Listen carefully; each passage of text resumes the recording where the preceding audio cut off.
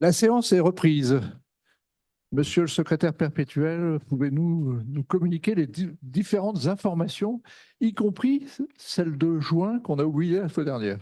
Oui, effectivement, nous allons faire le résumé de la séance du 30 juin dernier qui a eu lieu au Val-de-Grâce, comme d'habitude, comme chaque année, avec le service de santé des armées. Nous avons cette semaine 3 informations. Un livre reçu de la part de François Jolin, qui est médecin anesthésiste, membre libre de l'Académie, qui a une start-up dont le nom m'échappe, et qui a écrit un livre sur facteurs humains en santé. Vous savez qu'on travaille sur la formation pratique des opérateurs, mais nous ne traiterons pas les soft skills. Par contre, les soft skills, c'est un sujet qui sera abordé beaucoup plus largement dans le courant de l'année prochaine. L'autre nouvelle de la semaine, c'est que nous avons un académicien qui a été primé au IG Nobel. C'est que le MIT remet depuis maintenant 23 ans, je crois, des prix IG Nobel qui sont un peu des, comment dire, c'est une séance fantaisiste à partir de projets de recherche et de publications de recherche sur des sujets très atypiques.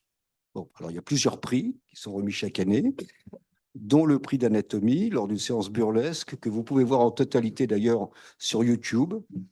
Et donc cette année a été remis le prix d'anatomie à Roman Kontsari, qui est un de nos membres, qui est PUPH en maxillofacial à Necker, et qui, avec des collaborateurs, y compris des collaborateurs habitant dans l'hémisphère sud, ils ont montré que les boucles des cheveux se développent dans des sens différents entre les deux hémisphères, sauf chez les jumeaux, les vrais jumeaux. Voilà.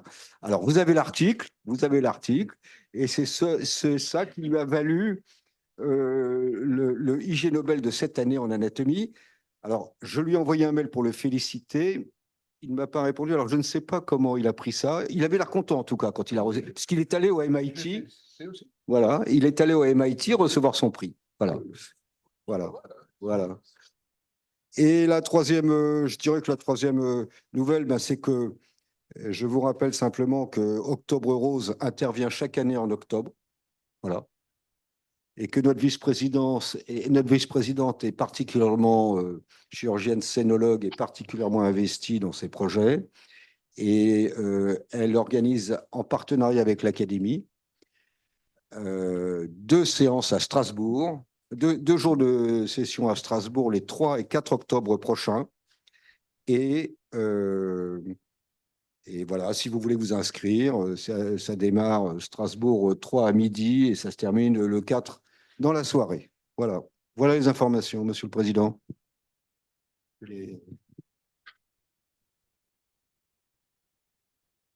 Très bien. Merci beaucoup, monsieur le secrétaire perpétuel. Maintenant, vous faites le résumé de la fin juin et de la séance du 11 septembre dernier. Oui, parce que faire le résumé des sessions précédentes est statutaire à l'Académie. Ça fait partie des statuts. Et donc, je vais lire d'une part la séance du mercredi 26 juin, puis celle du 11 septembre. Donc, le 26 juin dernier, nous étions donc reçus au Val-de-Grâce par le service de santé des armées. Première communication d'Yvain Goudard, réalité augmentée pour assistance par chirurgien expert, premier résultat.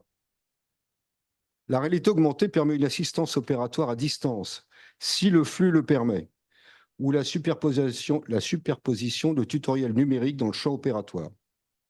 Parmi les 3 solutions, l'écran déporté fixé sur la tête de l'opérateur est immédiatement déployable mais nécessite des accommodations visuelles fréquentes. Les lunettes Microsoft ne sont pas adaptées aux voies conventionnelles et le système pass-through où l'opérateur suit dans ses lunettes la vidéo de l'opération sur laquelle sont ajoutées des données numériques est plus confortable, mais la qualité de l'image est moins bonne. Des améliorations logicielles sont attendues pour le système pass-through.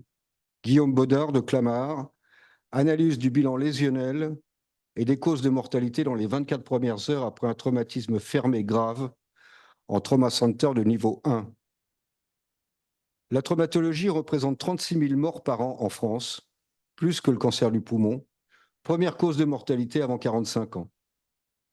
722 patients sont décédés, dont 51% non évitables, avec un délai préhospitalier de 99 minutes, une période de déchocage de 42 minutes, puis un délai thérapeutique de 140 minutes, pour 44% de laparotomie ou thoracotomie et 37% de radiologie interventionnelle.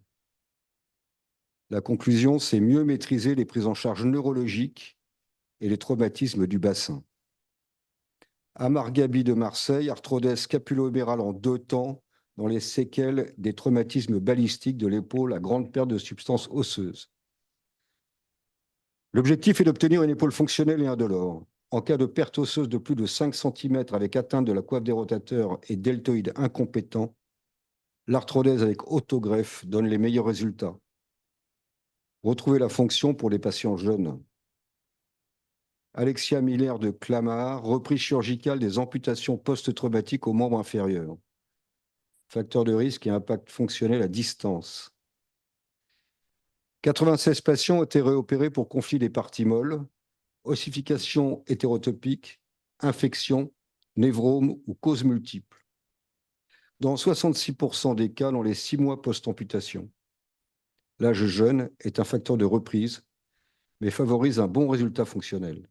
À 7 ans, 71% ont repris le travail. Une pathologie peu étudiée. Claire-Sophie Beach, versatilité du lambeau de grand dorsal pédiculé. Le lambeau pédiculé depuis 1900 ou libre avec microanastomose depuis 1970 est fiable, reproductible et permet de couvrir des larges pertes de substances dans de nombreuses zones anatomiques. Un couteau suisse. Bruno de la Vidéon, continuum de simulation procédurale, rôle 1, rôle 2. Première étape de préparation opérationnelle des équipes médicales et chirurgicales par l'Académie de santé des armées. À partir d'un scénario, attaque, nombre de victimes, environnement, moyens, distance, chaque équipe qui joue, prise en charge initiale, évacuation au plateau technique, doit répondre correctement en utilisant un langage commun.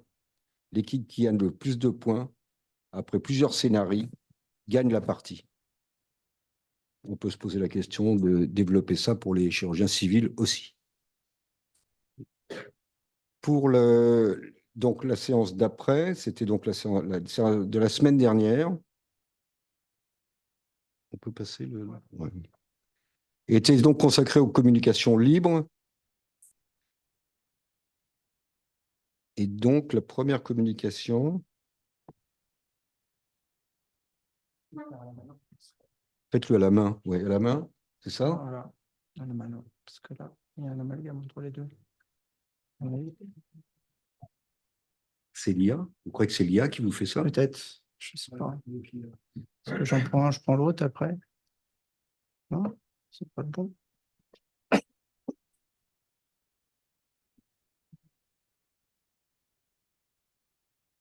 Voilà. Ah, ouais.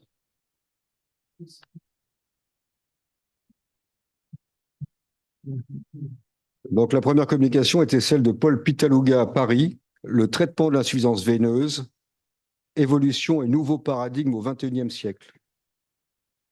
L'acrossectomie et le stripping, puis les multiples traitements endoveineux donnent 20% de récidive clinique à moyen terme.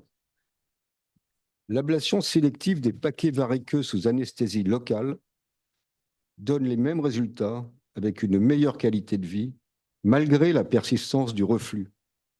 En fait, c'est une véritable remise en cause du concept de progression descendante et une mise en exergue de la responsabilité du réseau variqueux sous-cutané plutôt que de la veine saphène elle-même. Jean-Paul Couetil-Paris, comment diminuer l'aléatoire en chirurgie des plasties valvulaires mitrales. Dans le traitement de l'insuffisance mitrale, les résections et les implantations de néocordage donnent les mêmes résultats à 20 ans, d'autant meilleurs que le patient est opéré tôt, voire même asymptomatique. La réimplantation des néocordages mérite d'être standardisée pour la rendre accessible à tous les chirurgiens. Dans ce but, un dispositif médical est en évaluation avec de bons résultats. Une chirurgie mieux standardisée pour des résultats fiables entre toutes les mains. Pascal Vintringer, œsogastrectomie subtotale par 3 voies mini-invasives selon Akiyama pour méga-œsophage. Le patient a bénéficié de multiples dilatations 10 ans auparavant et se présente avec un volumineux méga-œsophage jusqu'au défilé cervical non vidangeable. Il est réalisé une gastroplastie cœlioscopique avec anastomose au cou après ascension rétrosternale, puis une œsophagectomie par thoracoscopie droite en décubitus ventral, un cas exceptionnel pour sa pathologie et sa technique. Cheng Ying, Phnom Penh, la neurochirurgie au Cambodge, 1975-2024. Le génocide a éliminé ou chassé un tiers de la population et éliminé 90% des médecins et détruit les établissements. Le Cambodge forme 5 neurochirurgiens par an depuis 2012, exerçant essentiellement à Phnom Penh pour des pathologies surtout traumatiques, mais aussi infectieuses, vasculaires ou tumorales, avec endoscopie et neuronavigation.